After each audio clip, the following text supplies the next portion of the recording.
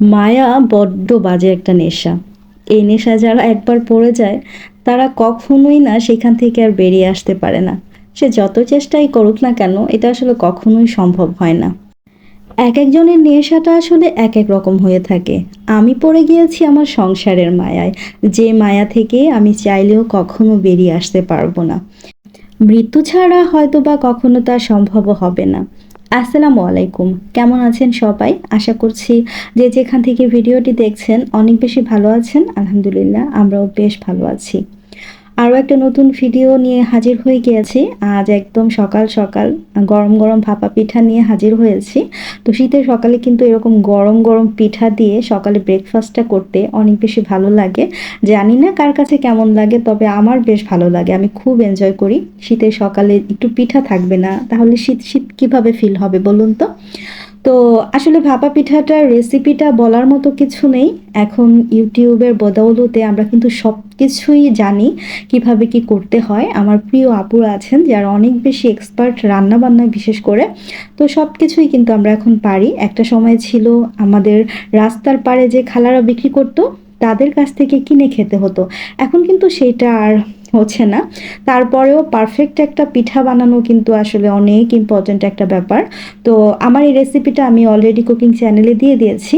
আপনারা চাইলে আমার কুকিং চ্যানেলটা কিন্তু ভিজিট করতে পারেন। আমি ডেসক্রিপশন বক্সে লিংকটা দিয়ে দেব। তো গরম গরম একটু খেয়ে নিচ্ছি। আর এটা হচ্ছে রাতের ভিডিও। সারাদিন আসলে কোনো ভিডিও ক্লিপস ধারণ করিনি। তো সেগুলো যে শেয়ার করব, শরীরটা একটু খারাপ ছিল, যে কারণে হচ্ছে কোনো ভিডিও নেওয়া হয়নি। তো রাতে হচ্ছে একটু ভাত রান্না করার দরকার ছিল, কারণ সকালে উঠে প্রতিদিন বাহির থেকে নাস্তাটা এনে খেতে ভালোও লাগে না, একটু অন্যরকম লাগে। তারপর হচ্ছে রান্নাটা করে রাখলে যে জিনিসটা হয়, এত ভোরে উঠে আর কি রান্নাটা করার দরকার হয় না। শীতে কিন্তু ঠান্ডা পানিটা অনেক কষ্ট হয়ে যায় নাড়াচাড়া করতে। আর এটা হচ্ছে কুমড়ো বড়ি, চাল কুমড়ো দিয়ে হচ্ছে আমি বড়ি তৈরি করেছিলাম।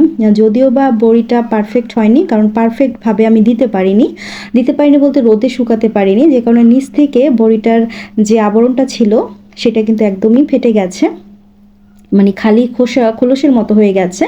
তো যাই হোক, জীবনে প্রথমবার কুমড়ো বড়ি দিয়েছি। এটা যেমনই হোক না কেন আমার কাছে খুব বেশি ভালো লাগছিল। ইনশাল্লাহ পরবর্তীতে কখনো দিলে হয়তো বা ফুল প্রসেসটা অ্যাপ্লাই করতে পারবো।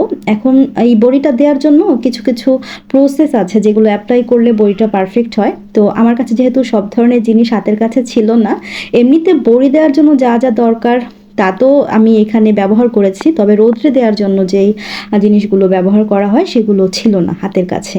তো বড়িটা খুব ভালোভাবে শুকিয়ে গিয়েছে। এখন হচ্ছে আমি বড়িটাকে একটা বক্সে করে রেখে দিচ্ছি। আর এই তো পিঠা বানানোর যে পাতিলটা আছে সেটা ভিজিয়ে রেখেছিলাম ধোয়ার জন্য। আর এখানে হচ্ছে কাঁচা তেঁতুলের মোরব্বা তৈরি করব আমার বিজনেস পেজের জন্য। তো ২-৩টা তেঁতুল রেখে দিয়েছি একটু ভর্তা করে খাওয়ার জন্য। তেঁতুলগুলো, কাঁচা তেঁতুল কিন্তু পুড়িয়ে ভর্তা করে খেতে বেশ ভালো লাগে, শুকনো মরিচ পোড়া দিয়ে।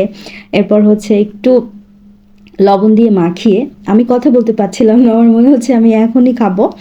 তো যাই হোক, এখন চলুন আপনাদের সাথে আমি শপিংয়ে যে গেলাম, গিয়ে তো আসলে টুকিটাকি কিছু কেনাকাটা করেছি যেগুলো শেয়ার করা হয়নি। এই যে দেখতে পাচ্ছেন একটা সুন্দর স্ট্রেইনার, এটা কিন্তু দেখিয়েছিলাম আপনাদেরকে প্রথম শপিং ভিডিওটাতে। তো স্ট্রেইনারটা নিয়েছি। আর এখানে হচ্ছে আমি নিয়েছি কুকি কাটার, যেটা আমার বাসায় স্টিলেরগুলো আছে। একটা সেট কিনেছিলাম স্টিলের, হার্ট শেপ, তারপর হচ্ছে স্টার শেপ, রাউন্ড শেপের। তবে এই কুকি কাটারটা আমার খুব খুব ইচ্ছে ছিল কিনবো, উইশ লিস্টে ছিল। তো এটা আসলে চোখে পড়েনি, কেনা হয়নি। সেদিন যখন দেখলাম যে ভাইয়ার দোকানে এটা আছে, ক্রোকারিজের দোকানটাতে আমি যে গিয়েছিলাম সেইখানটাতে দেখে আমার ভীষণ ভালো লেগেছে। মাত্র ১২০ টাকা না ৩০ টাকা যেন নিয়েছে। আমি আর হাতছাড়া করিনি সুযোগটা, আমি নিয়েছি। এটা কিন্তু একটা সাইড থেকে একদম প্লেন, অন্য একটা সাইডে কিন্তু জিগজ্যাগ ডিজাইন করা আছে।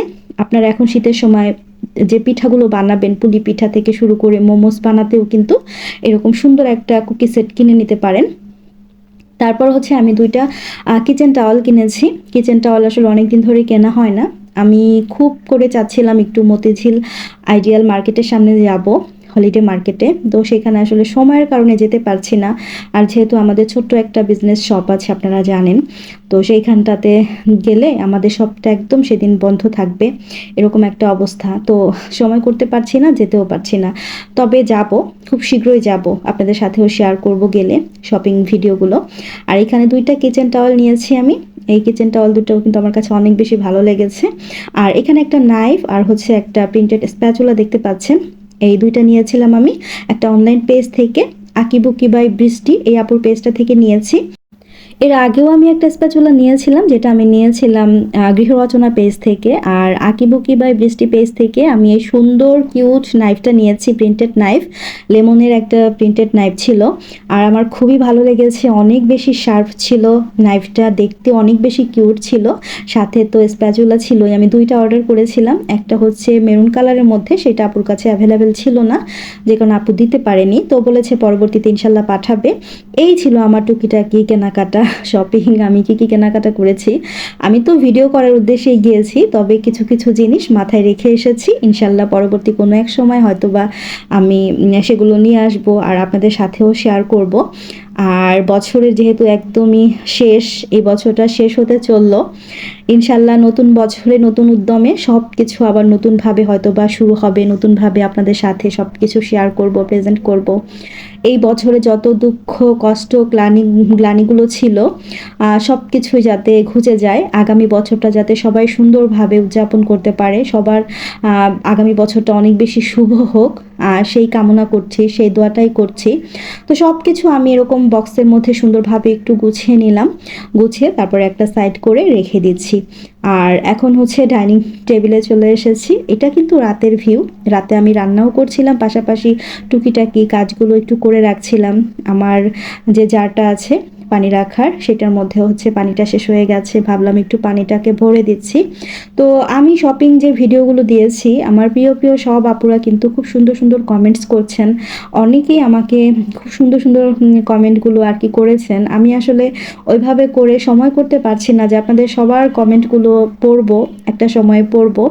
তো যাই হোক, যারা যারা আমার কমেন্টে সুন্দর সুন্দর রিপ্লাই দিয়েছেন, আপনাদের সবার জন্য মন থেকে অনেক অনেক দোয়া আর ভালোবাসা। আপনাদের এই ভালোবাসায় আমি সর্বদাই কৃতজ্ঞ থাকি। আমি আল্লাহর দরবারে সবসময় শুকরিয়া করি, দোয়া করি আপনাদের জন্য, আপনারা যাতে ভালো থাকেন।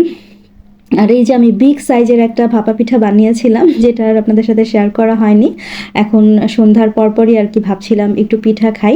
এই ভাপা পিঠাটা কিন্তু গরম গরম খেতে একরকম টেস্ট, আর ঠান্ডা ঠান্ডা খেতে অন্যরকম টেস্ট। তো আমার কাছে ঠান্ডা গরম দুইভাবেই কিন্তু ভালো লাগে খেতে। আর এই তো একটু ভেঙে নিচ্ছিলাম আর খাচ্ছিলাম, খেতে খেতে আপনাদের কাছ থেকেও বিদায় নিয়ে নিচ্ছি। জানি না পুরনো বছরে আবারও কোনো একটা ভিডিও শেয়ার করতে পারবো কি না, যদি পারি তো ইনশাল্লাহ করব, আর যদি সম্ভব না হয় তাহলে হয়তো বা নতুন বছরে নতুন উদ্যমে আপনাদের সাথে ভিডিও শেয়ার করব। সেই পর্যন্ত সবাই অনেক বেশি ভালো থাকবেন, আমাদের জন্য দোয়া করবেন, আর আপনাদের সবার সবার মঙ্গল কামনা করছি। নতুন বছরে নতুন পথ চলায় সবার জীবনটা যেন আলোকিত রঙিন হয়ে ওঠে, সেই শুভ কামনা জানিয়ে আজকের মতো বিদায় নিচ্ছি। ভালো থাকবেন সবাই, আল্লাহ হাফিজ, আসসালামু আলাইকুম।